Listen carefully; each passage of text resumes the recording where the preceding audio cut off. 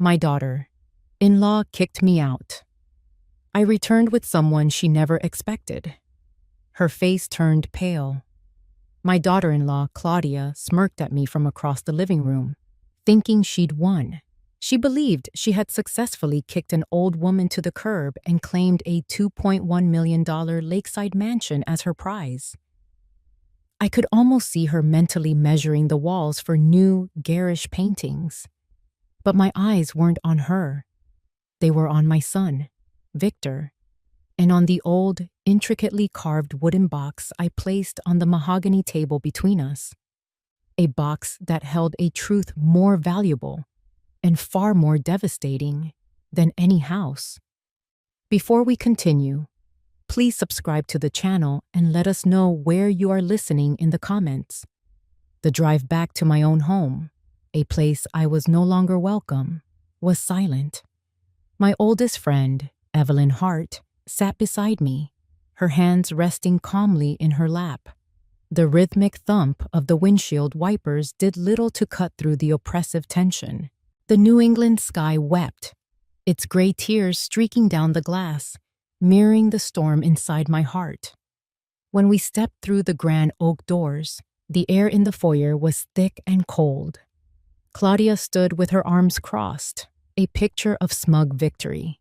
Her perfectly styled blonde hair and expensive silk blouse seemed out of place against the backdrop of my family's history. She was expecting a fight, I knew. She was probably anticipating lawyers, legal threats, a desperate plea for mercy. She was prepared for a battle over property. She was not prepared for Evelyn, and she certainly wasn't prepared for the truth. I walked past her as if she were a piece of furniture, my gaze locked on my son. Victor sat slumped in his father's favorite armchair, refusing to meet my eyes. He stared at a spot on the oriental rug, his shoulders hunched. A flicker of something, shame, perhaps, or was it fear, crossed his face before he smoothed it into a mask of indifference. "I assume you're here to collect the rest of your things," Claudia said, her voice dripping with false sweetness. "Don't take too long. The decorators are coming tomorrow." I ignored her. Evelyn moved with a quiet grace, placing the old wooden box on the coffee table. The sound it made, a soft thud against the polished wood, echoed in the stillness like a gunshot. It was a sound of finality. Claudia's smirk faltered. "What's this? Some old junk you forgot?" Finally, I spoke. My voice wasn't loud, but it was steady, cutting through the air with the sharp edge of tempered steel. I didn't look at Claudia. I looked only at my son, forcing him to finally lift his head. "Claudia," I said, my tone low and clear, "you have taken everything from me, my home, my memories, my peace. But there is one thing that you and Victor will never be able to take, and that is the truth." The confidence in the room evaporated. Claudia's perfectly made-up face went slack, confusion replacing her arrogance. Victor's eyes widened, a dawning horror creeping into them as he stared at the box. He knew what it was, or at least, he knew what it represented. A promise. A secret. The box sat there between us, a silent witness, its dark wood holding a story that was heavier, darker, and worth far more than the deed to this house. It held a debt that was about to be paid in full. 3 months earlier, the world still made sense. The cracks in my family's foundation were there. I see that now, but they were hidden beneath the varnish of routine and unspoken history. I was in my late husband Arthur's study, a room that was more a sanctuary than an office. The late afternoon sun, the color of weak tea, filtered through the tall windows, illuminating dust motes dancing in the air. The scent of old paper and worn leather hung heavy, a comforting perfume of a life well lived and well read. I was sorting through his collection of Renaissance art history texts, my fingers tracing the gold leaf titles on the spines. Each book was a memory. I could almost hear Arthur's voice, excitedly explaining the nuances of a Titian brushstroke. A quiet smile touched my lips. It was in these moments that he felt closest. The door creaked open, pulling me from my reverie. It was Victor. He didn't come in to help, or even to reminisce. He came in carrying a cloud of discontent around him like cheap cologne. He stood in the doorway, his hands shoved in his pockets, a familiar frown creasing his brow. "That tech stock I told you about," he began, without so much as a hello. "It tanked. Lost a couple thousand." I turned, placing a heavy volume back on the shelf. "Oh, Victor, I'm sorry to hear that, but investments are always a risk." He let out a short, bitter laugh. "A risk, right. Easy for you to say. You and Dad never had to take real risks. Your money was always just there. Old, safe, tied up in this house, and all these dusty books." The accusation in his tone, the way he dismissed his father's life's work as dusty books, was a small, sharp sting. "That's not fair, Victor. Your father worked very hard." "Working hard isn't the same as getting your hands dirty," he shot back, finally stepping into the room. He gestured vaguely at the shelves, his eyes sweeping over them with disdain. "This was your world, yours and his. Art, history, all that high-minded stuff. Did either of you ever once stop to ask what I wanted? What I was interested in?" I was taken aback, completely blindsided. "Of course we did. We supported you in everything." "You paid for things," he said, his voice rising. "You paid for business school. You paid for the down payment on my first house. But you never took me seriously. To you, I was just the son who wasn't an academic, the one who cared about balance sheets instead of Botticelli." The resentment, raw and ugly, poured out of him. It was a poison he had been nursing for years, and I had been utterly oblivious. I saw him not as my 46-year-old son, but as a petulant boy with a chip on his shoulder the size of a boulder. "That is the most ridiculous thing I have ever heard," I said, my voice trembling slightly. "We were proud of you." "Proud?" he scoffed, the sound echoing off the silent watching books. "You were relieved I wasn't a complete failure. There's a difference. You and Dad, you were always up in the clouds with your symphonies and your European travels. I was down here, on the ground, trying to make something of myself in the real world. I was just a shadow in this house. Your shadow, his shadow, never my own man." His words hit me harder than a physical blow. A shadow. He felt like a shadow in his own home. All the love, the support, the sacrifices Arthur and I had made, he saw none of it. He saw only what he lacked, what he perceived as our judgment. The silence that fell between us was heavy, suffocating. He had just rewritten our entire family history into a narrative of neglect and disappointment. He stood there for another moment, breathing heavily, as if the confession had drained him. Then, without another word, he turned and walked out, leaving me alone in the quiet, sun-drenched study. I sank into Arthur's worn leather chair, the room suddenly feeling cold. The books that had been my comfort moments before now felt like silent accusers. A deep, jagged crack had just split open at my feet, and I had the terrifying feeling that my entire world was about to fall into it. That night, sleep was a distant country I couldn't reach. Victor's words from the study echoed in my mind, a cruel and relentless loop of resentment. A shadow in this house. I tossed and turned, the fine linen sheets feeling coarse and abrasive against my skin. The silence of the grand old home, usually a comfort, now felt heavy and accusatory. Around 2 a.m, I gave up, my throat dry with a thirst that felt deeper than physical. Before we continue, please subscribe to the channel and let us know where you are listening in the comments.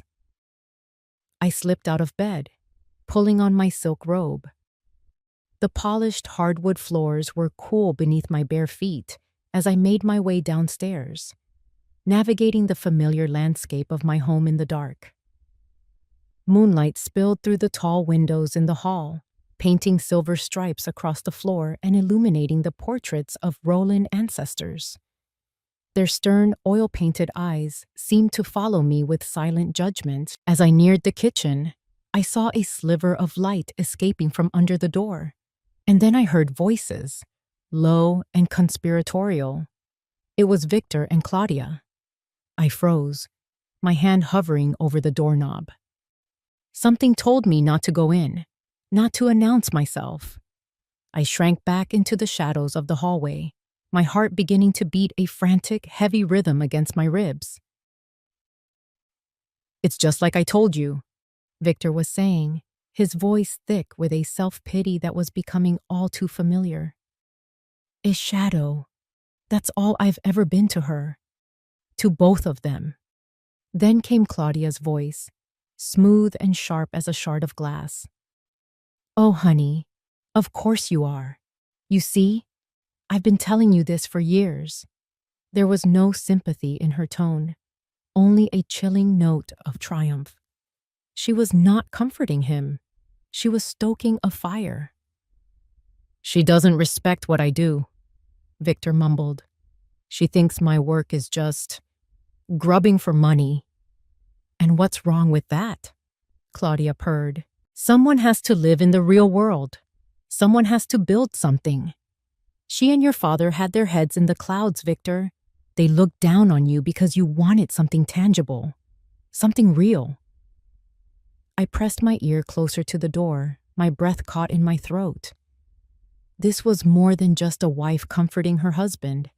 This was a calculated dissection of my son's deepest insecurities.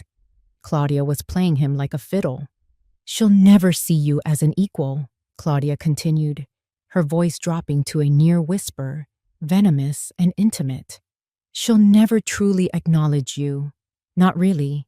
In her eyes, you'll always be the boy who couldn't appreciate art, who wasn't intellectual enough." She paused, letting the poison sink in. I could picture her placing a perfectly manicured hand on his arm. "This house, Victor," she said, her voice now laced with a false, righteous anger. "This house is the only thing you truly deserve. It's not an inheritance. It's repayment. It's the compensation you're owed for a lifetime of being made to feel second best. For every time they dismissed your ambitions. For every moment you felt like a ghost in your own home." My blood ran cold. She was taking the very words he had thrown at me and twisting them into a weapon against me. "Take it," she urged, her voice hardening. "Take it. And you prove her wrong. You prove them all wrong. Sell it, invest the money, and build an empire so big she can't ignore it. Show her you're not a failure. Show her you're more of a man than your father ever was." A terrible, ringing silence followed. I waited, my entire being screaming for Victor to push back, to defend his father, to defend me. I prayed for him to say, "That's enough, Claudia." To tell her she had gone too far. But the silence stretched on, thick and suffocating. It was an answer more damning than any words could ever be. It was the sound of his consent, the sound of his betrayal. My hand flew to my mouth to stifle a gasp. It felt as if the floor had dropped out from under me.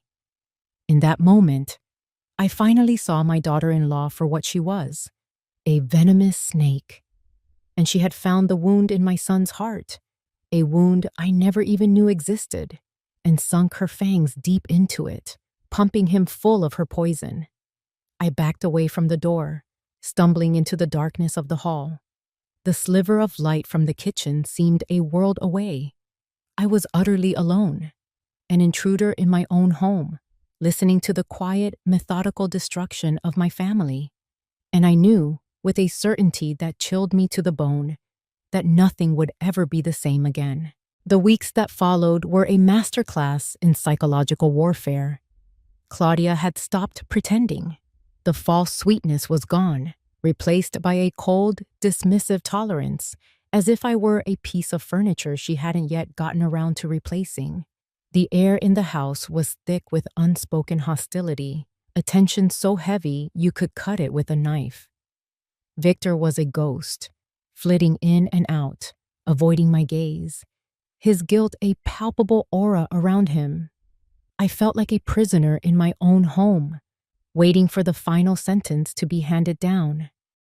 It came on a Tuesday night. A storm was raging outside, rain lashing against the windows and wind howling through the old eaves. The weather was a perfect match for the tempest brewing inside the living room. Claudia was pacing in front of the fireplace, a glossy interior design magazine rolled up in her hand like a baton. "This whole wall could be opened up," she said, gesturing with the magazine.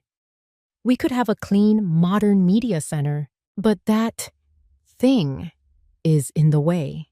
She was pointing at Arthur's grand piano. It was a magnificent Steinway, its polished ebony surface gleaming in the firelight.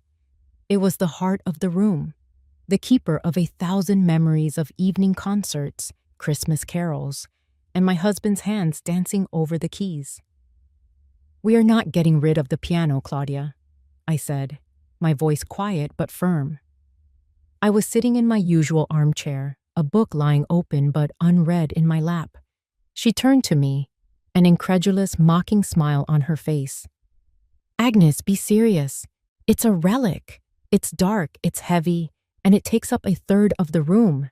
It has to go." "It was your father-in-law's," I said, my eyes flicking to Victor, who was standing by the window, pretending to watch the storm. "It stays." "It's worth a lot of money," Claudia pressed on, her voice like nails on a chalkboard. "Money we could use for the renovations, money that could be put into Victor's new business venture." "Some things are more important than money," I replied, my patience wearing dangerously thin. Claudia let out a sharp, theatrical laugh. "Oh, please, don't give me the old money lecture. Your sentimentality is holding us back. It's holding Victor back." That was it. The final straw. I stood up, my body trembling with a cold fury. "This is my husband's legacy you are talking about. This is my home." Claudia's smile vanished. Her face hardened into a cruel, triumphant mask. She took a step toward me, her eyes glittering.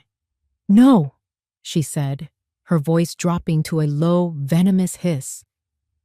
"You're wrong. This isn't your house anymore. You should leave." The words hung in the air, brutal and absolute. The clock on the mantelpiece seemed to stop ticking. The roaring fire seemed to fall silent. I felt the blood drain from my face. My gaze shot to my son, my protector, my child. He was still standing by the window, his back to us. "Victor?" I whispered his name. It was a question, a plea, a desperate prayer. "Say something. Defend me. Be the man your father raised you to be." He turned, ever so slowly, but he didn't look at me. He couldn't. His eyes were fixed on the floor, his face pale and drawn. He saw the piano. He saw his wife. He saw the expensive rug. He saw everything but his own mother. He hunched his shoulders, shoved his hands deep into his pockets, and said nothing. That silence was the cruelest sound I had ever heard. It was louder than Claudia's insults, louder than the storm raging outside. It was the sound of a closing door, the final nail in the coffin of our relationship. It was the ultimate betrayal, delivered not with a shout, but with a coward's averted gaze. A strange calm washed over me. The trembling stopped. The pain was so immense, so absolute, that it became a kind of strength. There were no more tears to cry. I looked from my son's bowed head to my daughter-in-law's smug face. I gave her a single, sharp nod, an acknowledgement of her victory. Then, without another word, I turned and walked out of the living room.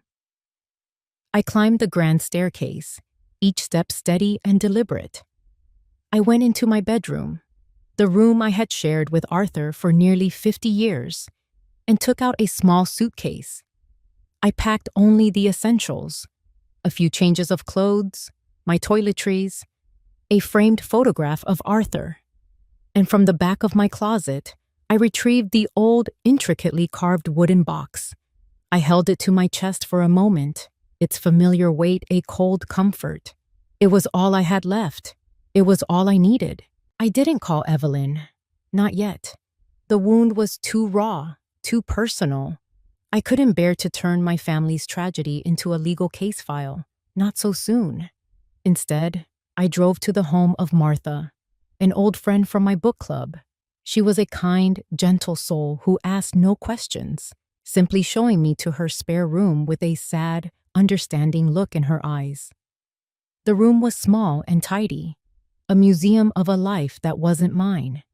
Needlepoint pillows sat on a floral bedspread, and the walls were covered in framed photos of smiling children and grandchildren I'd never met. It was a safe harbor, but the kindness of it all only amplified my profound sense of displacement. I was an exile, a 76-year-old refugee. I sat on the edge of the unfamiliar bed, the springs groaning softly under my weight. The only piece of my life in this room, besides the clothes in my suitcase, was the wooden box. I placed it on my lap, its weight both a burden and an anchor.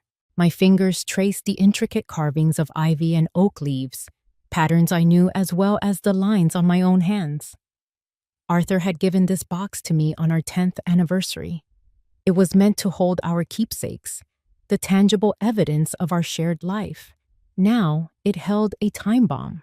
With trembling hands, I lifted the heavy lid. The scent of cedar and old memories washed over me. Inside, nestled on a bed of faded velvet, were the artifacts of my marriage. Arthur's silver-rimmed reading glasses, the dried, brittle corsage from our eldest son's wedding, a son we lost too soon to a war far from home, a small, smooth stone we found on a beach in Maine. Each item was a ghost, a whisper of a happier time. And beneath them all, there it was, the letter. It was on Arthur's personal stationery, thick and cream-colored. My name was not on the envelope. In my husband's elegant, sloping script, it read, "For Victor Rowland." The flap was sealed with a dollop of dark red wax, impressed with our family crest, an unbroken seal, a 10-year-old promise. I lifted it from the box. The paper felt heavy in my hand, heavy with the weight of its contents, heavy with the sacrifice it represented. I remembered the night Arthur made me promise, the fear in his eyes, the shame that a man so proud could barely conceal. "He can't know, Agnes," he had pleaded, his voice hoarse. "The shame would break him. He has to believe he can succeed on his own. We give him this, and we never speak of it again. Promise me, unless there is no other way." And I had promised. For 10 years, I had kept that promise. I had watched Victor rebuild his life, always believing his success was his own. I had swallowed the secret, letting it sit like a stone in my gut, all to protect my son from the devastating knowledge of his own failure and to preserve the flawless image he had of his father. But was this not the very definition of no other way? I had been cast out of my home by the very son that home had been sacrificed to save. His wife was planning to sell the last remnant of his father's legacy, a legacy built on a lie Victor himself had created. My fingers tightened on the envelope. Using this letter felt like a second betrayal. Arthur had sacrificed everything to save Victor's future and his pride. If I opened this, I would be destroying the one thing Arthur had died trying to protect, Victor's idealized memory of his father. The letter was my only weapon, my only hope of justice, but it was a weapon that would wound my own son more deeply than any other. It would burn down the entire edifice of his life, revealing the rotten foundations beneath. I sat there for what felt like hours, the letter in my hand, the yellow lamplight casting long shadows on the wall. The hurt and loneliness were a physical ache in my chest. But beneath the pain, something else was beginning to harden, resolve. Arthur had made me promise to protect our son. And right now, protecting him from Claudia, protecting him from his own greed and ignorance, was the most important thing I could do, even if it meant breaking his heart to do it. The time for secrets was over. I spent 2 days in the floral guest room at Martha's house, moving through the hours in a fog of grief and indecision. I would pick up the letter, then put it down. I would walk to the window, watch the world go on without me, and then retreat to the unfamiliar bed. I was adrift on a sea of my own making, and the shore was nowhere in sight. But on the third morning, I woke up with a clarity that was as sharp and cold as the dawn air. The mist clung to the windows, blurring the edges of the trees and houses outside. But my own path forward was finally painfully clear. The time for hiding and hoping was over. I sat on the edge of the bed, my old mobile phone feeling heavy and foreign in my hand. My thumb hovered over Evelyn Hart's name in my contacts list. We had been friends since we were girls in pigtails, sharing secrets and scraped knees. We had seen each other through first loves, marriages, the births of our children, and the deaths of our husbands. She knew me better than anyone on earth. Calling her was admitting the depth of my failure as a mother, laying the wreckage of my family at her feet. It was the hardest call I would ever have to make. My finger finally pressed the screen. It rang twice before she picked up, her voice as crisp and no nonsense as ever, even at this early hour. "Agnes, is everything all right?" The simple, direct question was my undoing. A sob I hadn't realized I was holding back broke free. I pressed my fist to my mouth, trying to stifle the sound, but it was too late. "Agnes, what is it?" Her voice sharpened with alarm. "Where are you? Are you hurt?" I'm fine, Evelyn," I managed to choke out, the words feeling like a lie. "Physically, I'm fine." "That's not what I asked. Talk to me. What's happened? Is it Victor?"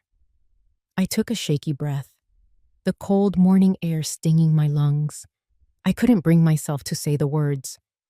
"He kicked me out. It was too humiliating, too final."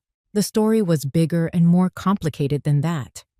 The eviction was just a symptom of a much older, deeper disease. "Evelyn," I said, my voice cracking, "I need you." "Of course. I'll call my clerk and clear my morning. What do you need? A referral to a good litigator? I know the best real estate lawyers in the state." Her immediate leap to legal action, to battle plans and strategy, was exactly why I had hesitated to call. It wasn't what I needed. Not now. "No," I said, cutting her off, my voice gaining a sliver of strength. "No lawyers. Not yet. Evelyn, I don't need a judge. I need my friend." There was a pause on the other end of the line. When she spoke again, all the legal sharpness was gone, replaced by the warm, steady voice of the woman who had held my hand at my husband's funeral.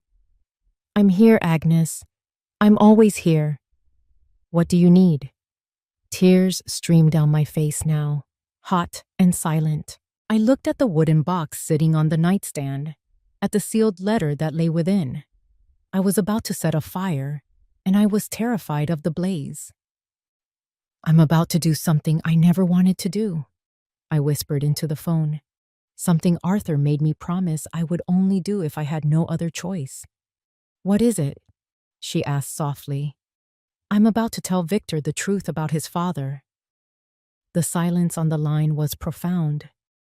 Evelyn knew what a paragon Arthur was in Victor's eyes. She understood, without me having to explain, the magnitude of what I was about to do. This wasn't a move to get my house back.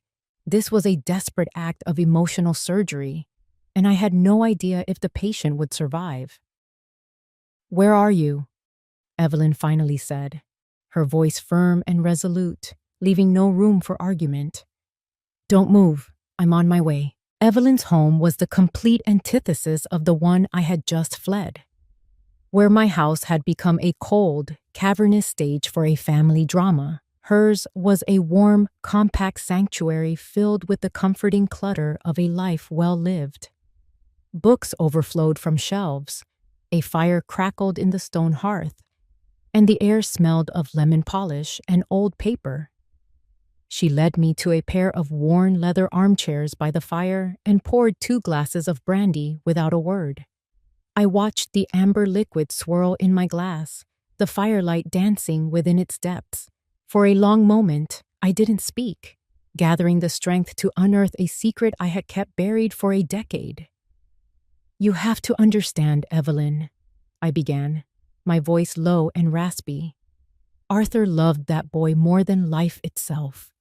Everything he did to protect him. Evelyn just nodded, her gaze patient and unwavering. She was a judge to her core. She knew how to listen, how to wait for the whole truth to reveal itself. It was about 10 years ago, I said, the memory as vivid and sickening as if it were yesterday. Victor was in his mid-30s, trying to make a name for himself. He'd gotten in with a fast crowd, trying to keep up with the Joneses, making big, risky investments. He was desperate to prove he could be a titan of industry, not just the son of a quiet academic. I took a sip of the brandy, the warmth doing little to quell the chill inside me. We got a call late one night. It was Victor. He was in hysterics. The investments weren't just risky, they were illegal. He'd gotten tangled up in a high-stakes gambling ring, disguised as an investment club. He was in debt up to his eyeballs, on the hook to some very dangerous people for a sum of money that was just astronomical. He was facing ruin, disgrace, and very likely, a prison sentence. Evelyn's sharp intake of breath was the only sound in the room besides the crackling fire. Arthur didn't even hesitate, I continued, my voice thick with the memory of my husband's quiet strength. He didn't lecture. He didn't say, I told you so. He just went into action. The next morning, he started liquidating. Everything. I looked up from my glass and met my friend's eyes. The stock portfolio he'd spent 40 years building for our retirement? Gone. His collection of 19th century art, the Degas sketches, the small Monet landscape he loved so much, he sold it all, piece by piece, through a private dealer to avoid attention. Every last bit of our liquid assets was gone in a matter of weeks, poured into a black hole to pay off Victor's debt and make the problem disappear. I paused, letting the weight of that sink in. But that wasn't the worst of it. That wasn't the secret that had been poisoning my family from the inside out. But it wasn't enough, Evelyn. The debt was too big. So, he did the last thing he ever wanted to do. He went to the bank, and he took out a massive mortgage on the house. Evelyn's eyes widened. She leaned forward, her glass forgotten on the table beside her.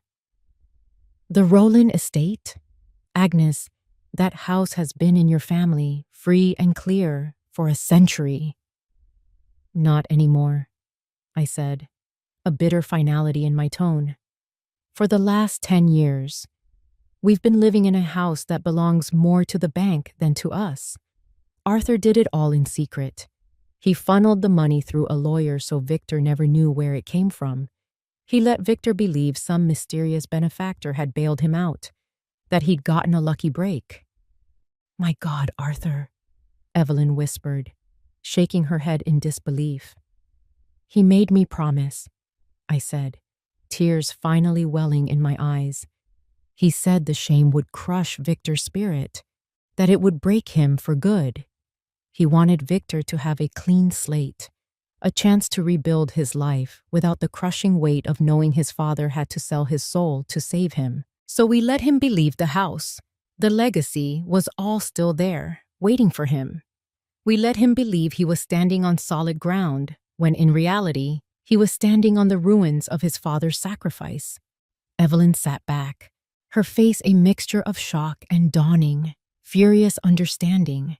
The whole sordid picture was finally clear. The reason for Victor's resentment, Claudia's greed, it was all built on a foundation of lies. They were fighting to claim a prize that had already been spent. They were trying to steal a fortune that no longer existed. While I was confessing the family's deepest secret in the warmth of Evelyn's study, a very different scene was unfolding in the cold, stolen rooms of my home. The Rowland mansion was no longer a home.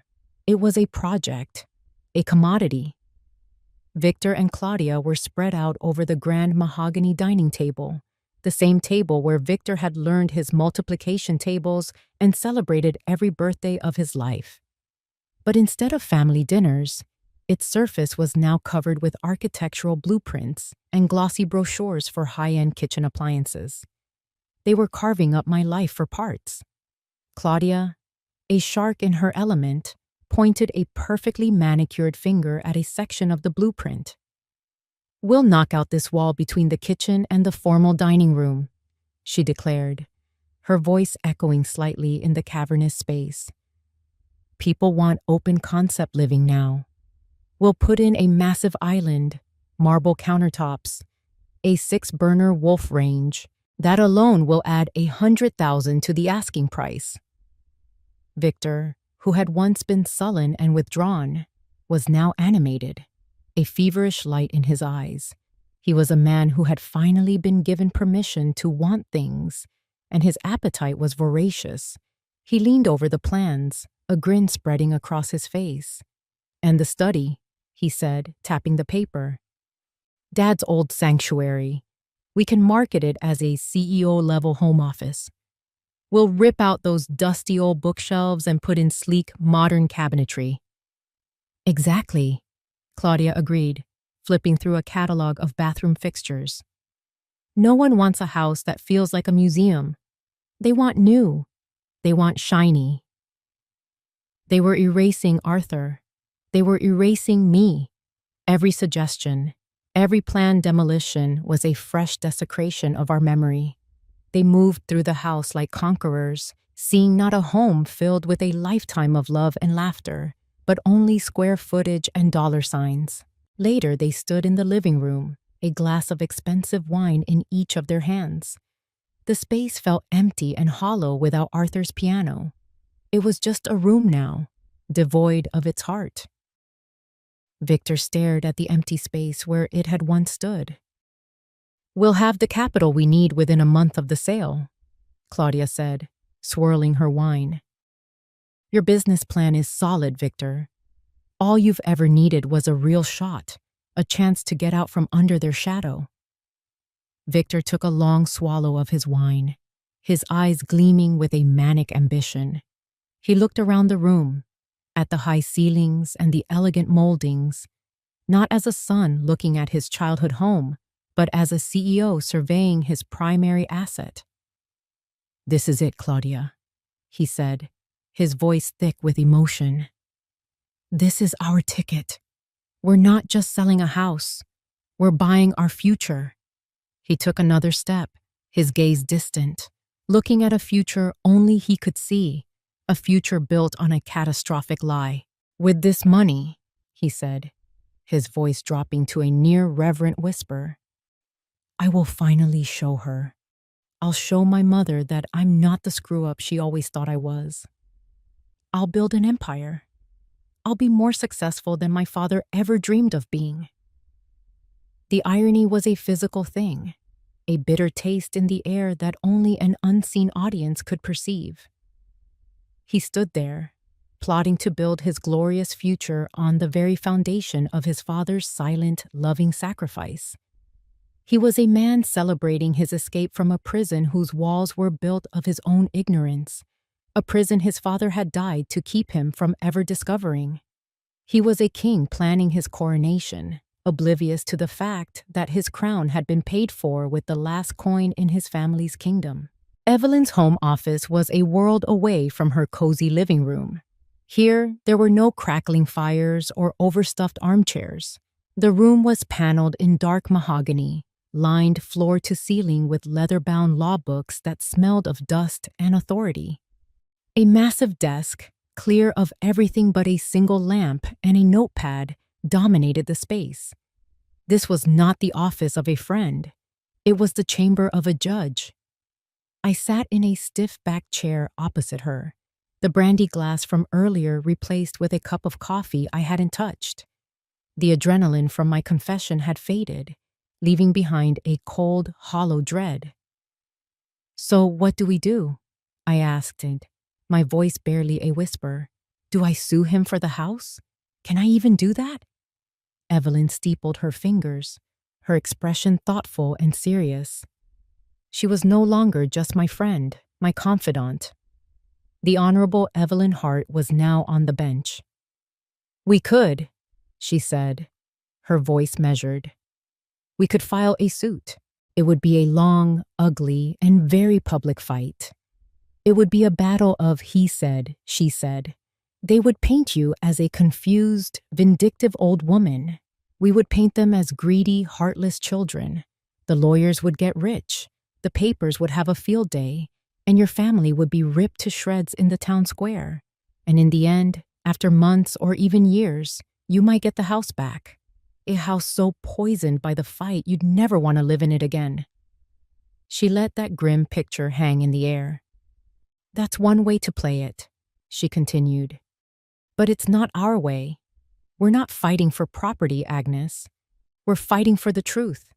And the truth doesn't need a courtroom. It just needs a stage." She swiveled in her high-backed leather chair and pulled a sheet of thick, cream-colored paper from a drawer. It was heavy, official-looking stationery. "We are not going to sue them," she said, a glint in her eye I hadn't seen in years. It was the look of a master strategist preparing her opening move. "We are going to summon them." She began to write, her pen scratching authoritatively across the page. "This isn't a lawsuit. It's not a request. It is a formal, non-negotiable summons to a family meeting." I leaned forward, watching as she crafted the document. It looked for all the world like a legal subpoena. She used formal, binding language, citing the execution of a family estate.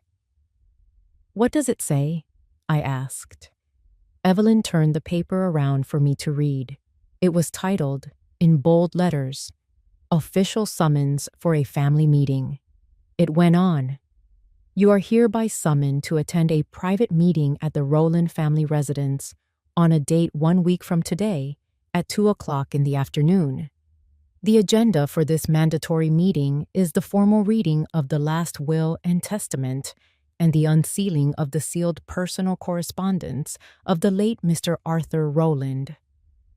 My breath caught in my throat. It was brilliant. It was a masterpiece of psychological warfare. It wasn't an accusation. It was an obligation. It wasn't a fight over a house. It was a solemn duty concerning their father's final wishes. It was a trap they would be forced to walk into, driven by their own greed and curiosity. They would assume the sealed correspondence was about some hidden asset, some secret stock portfolio they could get their hands on. They would be expecting more money. "They can't ignore this," Evelyn said, a grim satisfaction in her voice. "It has the weight of a legal command. To refuse would be to show profound disrespect to Arthur's memory, a position even Claudia can't spin her way out of." She made a second copy, placed them both in official-looking envelopes, and sealed them. "I'll have these delivered by a court-certified process server this afternoon," she explained. "They'll be served, just like in a real case. It will be official. It will be intimidating, and it will be inescapable." I looked at the envelopes sitting on her desk. It felt like we were mailing 2 bombs. A wave of nausea and terror washed over me. This was it. The die was cast. In 1 week, I would walk back into my home, not as a victim, but as the executioner of a truth that would shatter my son's world. This wasn't a battle for a house anymore. It was a trial. And the only thing on the docket was a decade of lies. The drive back to my house was a study in déjà vu. The sky was the same bruised purple, the clouds heavy and low. A persistent, miserable drizzle slicked the roads and blurred the grand old houses of our neighborhood into watercolor paintings of gray and brown. It was the same weather, the same oppressive atmosphere as the day I had been cast out. But this time, I was not fleeing in shame. I was returning to declare a war I never wanted to fight. Evelyn drove, her hand steady on the wheel, her expression calm and unreadable. I sat in the passenger seat, my hands clenched tightly around the wooden box in my lap. It felt colder, heavier than ever before. With every mile that brought us closer to the house, the dread in my stomach grew, coiling like a serpent. This was necessary, I told myself. This was the only way. But the mantra did little to soothe the aching heart of a mother about to inflict a terrible wound on her only child. When we pulled into the long, sweeping driveway, I saw Victor's Lexus parked near the front steps. They were here. They were waiting. We didn't knock. I used my old key, the familiar brass cool against my palm. The lock turned with a well-oiled click, and we stepped inside. The scene in the living room was exactly as I had pictured. Victor and Claudia were seated on the modern, soulless sofa they must have bought to replace my comfortable chintz one. A fire roared in the hearth, but it offered no warmth, only a frantic, dancing light that cast long, distorted shadows on the walls. They both looked up as we entered, their expressions a mixture of annoyance and impatience. Claudia had a glass of wine in her hand and a smirk on her lips. She was treating this not as a solemn family meeting, but as an inconvenient interruption to her afternoon. "Well, well," she said, her voice dripping with sarcasm. "The guest of honor arrives. I hope you don't mind. We started without you." She gestured with her glass toward the fire. Victor, as usual, refused to meet my eye. He stared into the flames, his jaw tight. He looked like a man being forced to attend his own execution. He knew, on some level, that this was not going to be a simple affair. The official summons had spooked him. "Let's get this over with," he muttered, speaking to the fire instead of to me. I ignored them both. Evelyn walked past the sofa with the quiet authority of a queen entering her court and placed her leather briefcase on the mahogany coffee table. The sound, a solid, definitive thud, seemed to suck the air out of the room. She then turned to face them.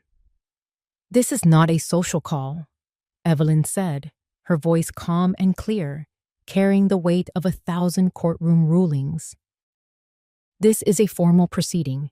We are here to execute the final wishes of Arthur Rowland."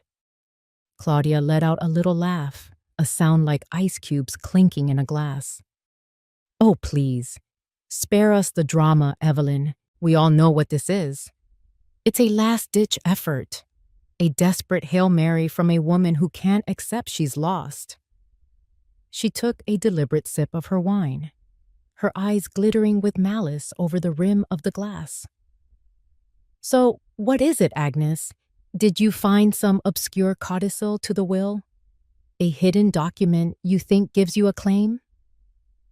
She still thought she was in control. She believed this was a game of legal chess, and she was confident she owned all the powerful pieces. She saw me as a weak, sentimental old woman, easily outmaneuvered. She had no idea that I wasn't there to play her game. I was there to burn the entire board. I didn't answer her. My gaze was fixed on my son. I saw the flicker of conflict in his eyes, the deep-seated discomfort warring with the greed Claudia had so carefully nurtured. He was miserable, and in that moment, all I felt was a profound, gut-wrenching sorrow. He was my child, and I was about to destroy the world he knew. I was about to show him that the man he was trying to become was a pale imitation of the man his father had truly been. The room was silent except for the hiss and crackle of the fire. Evelyn snapped open her briefcase and retrieved a slim file folder. She moved with a deliberate, unhurried pace that amplified the tension in the room. This was her courtroom, and the proceedings had begun. We will begin with the last will and testament of Arthur Rowland, signed and dated 2 years prior to his passing, she announced, her voice resonating with official gravity. She put on a pair of reading glasses and began to read. The will was simple, straightforward, and exactly what one would expect. Arthur's personal effects were left to me and Victor. A few charitable donations were specified. And then, the final clause. To my beloved wife, Agnes Rowland, I leave, in its entirety, our family home located at 214 Lakeside Drive, along with all its contents, to be hers for the duration of her life. Claudia let out a short, derisive snort. How sentimental, and completely irrelevant. The transfer of title was legally executed weeks ago. This changes nothing.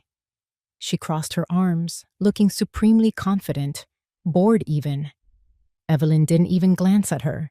She carefully folded the will and placed it back in the file. That, she said calmly, was the public record. We now move to the private one. From her briefcase, she withdrew a single, thick, cream-colored envelope, its back sealed with a familiar crest of dark red wax. She held it up for them to see. And this, she said, her voice dropping slightly, is the final addendum, a private letter, written by Arthur Rowland and sealed 10 years ago.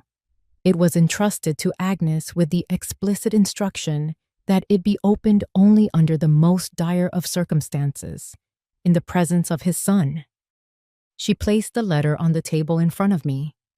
The finality of the gesture was absolute. Claudia's smirk finally wavered.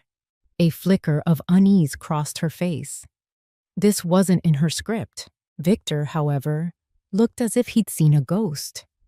He stared at the envelope, his face draining of all color. He knew what this was. He knew this was the day of reckoning. My hand trembled as I picked it up. I broke the 10-year-old seal. The crackle of the wax was the loudest sound I had ever heard. I unfolded the single sheet of paper and began to read, my voice shaky at first, but growing stronger with every devastating word. My dearest Victor, I read, if you are reading this, it means your mother has been forced into a position I prayed she would never face. There is a truth about my legacy and your inheritance that you need to know. I paused, taking a breath, and looked at my son. His eyes were wide with terror. 10 years ago, you made a terrible mistake. A mistake that cost more than money. It threatened to cost you your future. The debt you incurred was immense, son, far more than you ever knew. It was enough to send you to prison for a very long time. Claudia's face went rigid. Her eyes darted from me to Victor, a silent, furious question in them. I could not let that happen. I continued reading Arthur's words. So I paid it. I sold my art collection. I liquidated our retirement portfolio. And when that was not enough, I mortgaged this house, our home, to its very foundations to secure your freedom. I did it all in secret because I wanted to give you something more valuable than money. I wanted to give you a clean slate. The room was utterly still. Claudia's mouth had fallen slightly open. The wine glass sat forgotten in her hand. The $2.1 million prize she had fought so hard for had just evaporated into a mountain of bank debt. Her perfect face, for the first time, looked pale and ugly with the shock of a failed con. I read the final lines, my voice ringing with a terrible, heartbreaking clarity. The greatest inheritance I leave you is not this house, Victor. It is the chance to live your life as a free and honorable man. Your mother and I gave you your true inheritance long ago. Don't disappoint her. The letter fell from my fingers onto the table. The silence that followed was absolute. Then a sound broke it, a low, guttural sob. Victor collapsed. He didn't just sit or slump. He fell from the sofa onto his knees, his body folding in on itself as if he'd been struck a mortal blow. He buried his face in his hands, and his shoulders began to heave with wrenching, soul-shattering sobs. It wasn't the sound of sadness. It was the sound of a man's entire world, his entire sense of self, being utterly and irrevocably destroyed. The arrogant son, the resentful businessman, the man who thought he'd been cheated. It all burned away in that moment, leaving only the ashes of a boy who finally understood the crushing weight of his father's love. The pale face in the room was not Claudia's. It was his. 6 months have passed. The autumn that saw my world crumble has given way to a crisp, bright spring. I no longer live in the grand, shadowed house by the lake. It's been sold. The sale barely covered the massive mortgage Arthur had taken out and a few outstanding debts, leaving very little left over. But it wasn't about the money. Selling it was a necessary amputation, a cutting away of the diseased limb that had poisoned our family for a decade. The house was never a home after Arthur died. It was a monument to a lie. Now, it's just a property, a line item on a ledger, and its power over us is gone. I live in a small apartment downtown now. It has 2 rooms, a tiny kitchen, and a large window in the living room that floods the space with morning light. It's not a mansion filled with priceless antiques, but it's mine. It's quiet, it's peaceful, and it's honest. I've filled it with my books, a few cherished photographs, and Arthur's favorite armchair, which was the only thing I insisted on keeping. Claudia, as expected, was gone before the ink was dry on the bank papers. She vanished from Victor's life as quickly and silently as a snake shedding its skin. Her interest was never in my son, only in the lifestyle she thought he could provide. When the $2 million mirage evaporated, so did she. I have not heard from her since, and I suspect I never will. The doorbell rang this afternoon. It's a sound I'm still getting used to. I opened it to find Victor standing in the hallway. He looked different. The expensive suit was gone, replaced by a simple polo shirt and work pants. The arrogant, entitled set of his jaw had softened. He looked tired, older, but his eyes were clear for the first time in years. He didn't say hello. He just held up a small metal toolbox.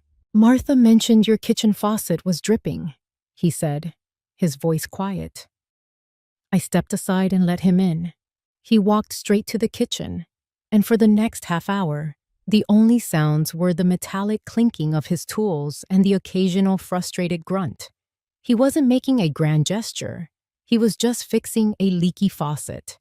It was a small, practical, necessary act. It was a start. When he was finished, he washed his hands at the now silent sink and dried them on a dish towel. "I'll make some tea," I said. It wasn't a question. He nodded and sat down in his father's armchair.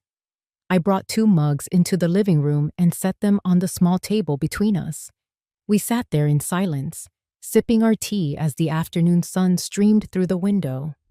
It wasn't the heavy, suffocating silence of our last days in the mansion. This was a different kind of quiet. It was a fragile, tentative peace, the kind of stillness that comes after a violent storm has passed, leaving the air clean and new. He has a job now, working for a local construction company. He manages their inventory. It's not glamorous. It doesn't come with stock options or a corner office, but it's an honest living, earned with his own 2 hands. He is starting over from scratch, from ground zero. He didn't say, "I'm sorry."